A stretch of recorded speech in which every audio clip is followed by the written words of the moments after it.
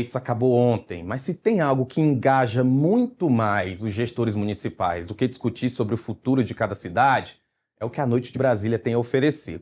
Isso porque, como explicou muito bem o Carlos Caroni na coluna Na Mira, é na madrugada brasiliense que o verdadeiro orçamento secreto ganha vida.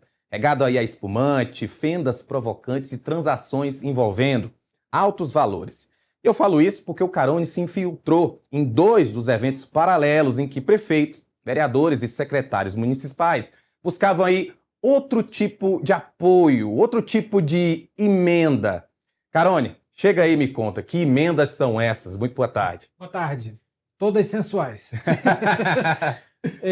Já virou Tradição. uma tradição, né? É clássico Metrópolis publicar essas matérias sobre as marchas dos prefeitos anualmente aqui em Brasília, detalhando um pouco das atividades extracurriculares do evento aqui na capital federal, né? Alguns prefeitos gostam de aproveitar aí a liberdade provisória, né?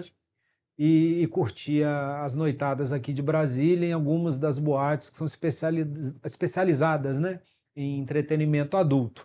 Então a gente acompanhou e notou algumas diferenças aí esse ano.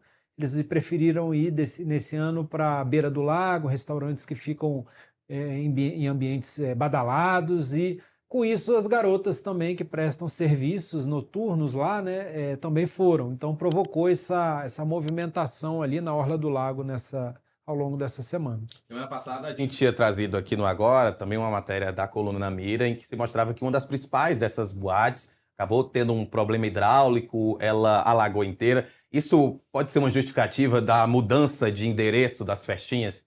Eu acho que não, a boate realmente ela correu para agilizar o conserto, os reparos ainda naquele final de semana do Dia das Mães, né? E funcionou normalmente.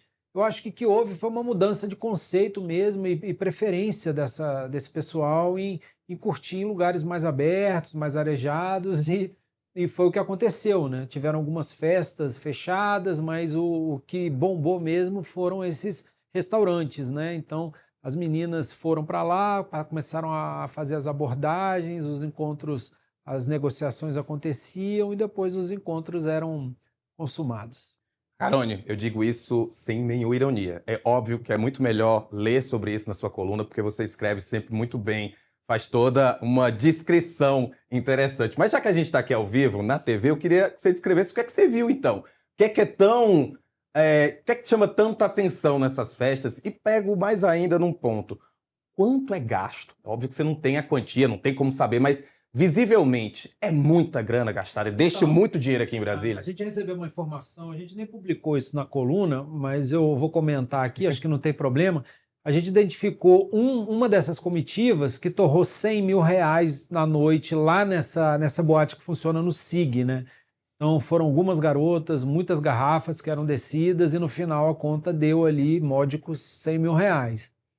A gente está tentando identificar que comitiva é essa, quem era o prefeito, da onde são essas pessoas, mas a gente não conseguiu chegar ainda. Mas as informações de dentro lá do estabelecimento dá conta que eles torraram na noite de terça-feira R$ 100.000. Terça-feira que foi o primeiro dia da marcha, né? Porque O a marcha segundo. terminou. Até a marcha terminou ontem, né? Não, a marcha na verdade terminou ontem, na quinta. Aham. Começou dia 18 e foi até dia 21. Então, a gente conseguiu identificar essa festinha, né, regada lá, muita bebida e muito dinheiro público, né, provavelmente, mas a gente ainda não chegou nos autores, por isso que a gente não publicou. Mas a informação que rola é que foram gastos pelo menos 100 mil numa noite lá. Olha, tem muita gente que diz que a noite de Brasília não bomba, mas a gente prova com essas festinhas que é bem diferente do que muita gente imagina, né? Com dinheiro é muito fácil fazer bombar, né? Principalmente se for com dinheiro dos outros, né? Mas me conta uma coisa, só pra gente finalizar. Você fala que é já tradicional isso acontecer, essas festas. Inclusive, se você procurar na coluna Na Mira, em anos anteriores, a gente já faz essa cobertura aqui no Metrópolis dessas festas. O que é que você vê de diferença ano a ano? Os gastos aumentam, a quantidade de pessoas aumenta? O que é que tem de diferente, já que, de fato, né, cada vez mais essas festas são comuns porque todo ano tem a Marcha dos Prefeitos.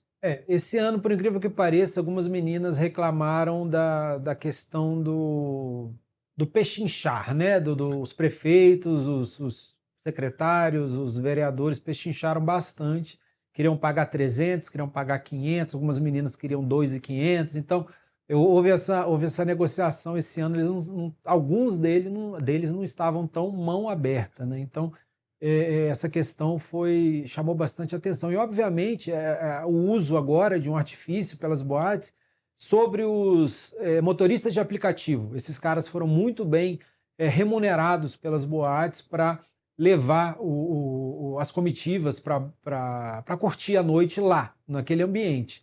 Então, para cada cabeça que entre na boate, o motorista de aplicativo ganhava R$100. Então, o cara chegava com 5 na boate, ele saía de lá com R$500 no bolso. Então, isso movimentou também bastante o mercado da noite nesses locais. E é bom lembrar, tá, pessoal? Ninguém aqui está dizendo que é crime se divertir à noite, ninguém está dizendo que é crime contratar um serviço de uma mulher que, de fato, está fazendo isso por própria vontade, não pode ter cafetinagem.